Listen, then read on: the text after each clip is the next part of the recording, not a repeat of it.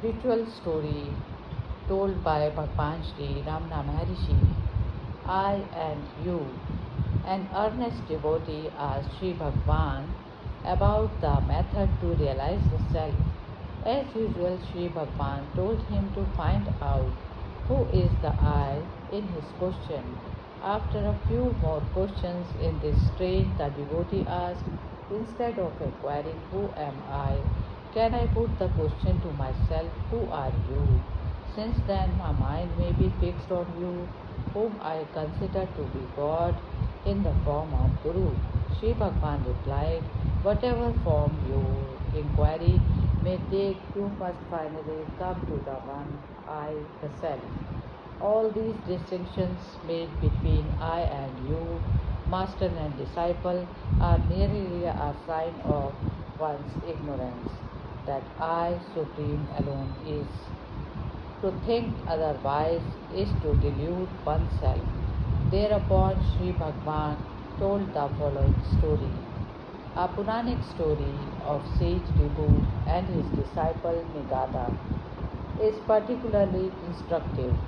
Although Ribhu taught his disciple the supreme truth of the one Brahman without a second, Nigada, in spite of his erudition and understanding, did not get sufficient conviction to adopt and follow the path of jnana, but settled down in his native town to lead a life devoted to the observance of ceremonial religion. But the sage loved his disciple as deeply as the latter venerated his master. In spite of his age, Ribhu would himself go to his disciple in the town just to see how far the latter had outgrown his ritualism. At times the sage went in disguise so that he might observe how Nigada would act when he did not know that he was being observed by his master. On one such occasion, Ribhu, who had put on the disguise of a rustic, found Nigada intently watching a royal procession.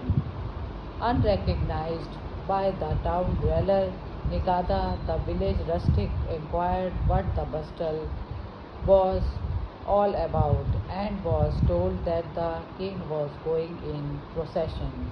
Oh, it's the king. He goes in procession, but where is he? Asked the rustic. There, on the elephant, said Nigada.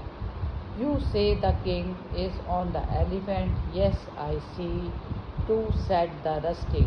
But which is the king and which is the elephant? What? Exclaimed Nigada.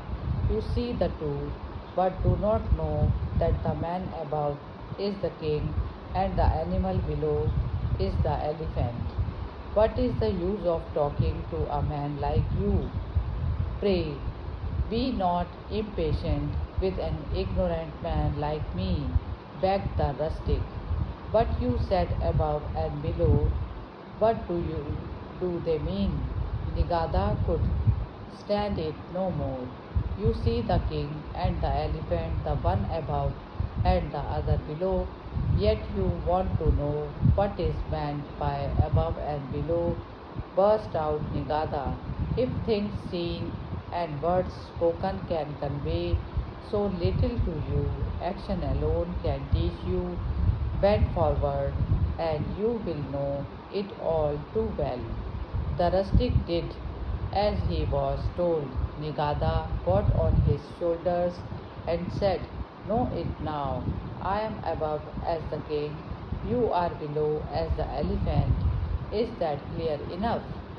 No, not yet, was the rustic's quiet reply. You say you are above like the king, and I am below like the elephant. The king, the elephant, above and below. So far it is clear, but pray tell me what you mean by I and you. When Nigada was thus confronted all of a sudden with the mighty problem of defining you apart from the I, light dawned on his mind At once he jumped down and fell at his master's feet, saying, "Who else but my venerable Master Ribhu could have thus drawn my mind from the superficialities of physical existence to the true being of the self? O benign Master, I crave thy blessing." Hari Om Tat Sat.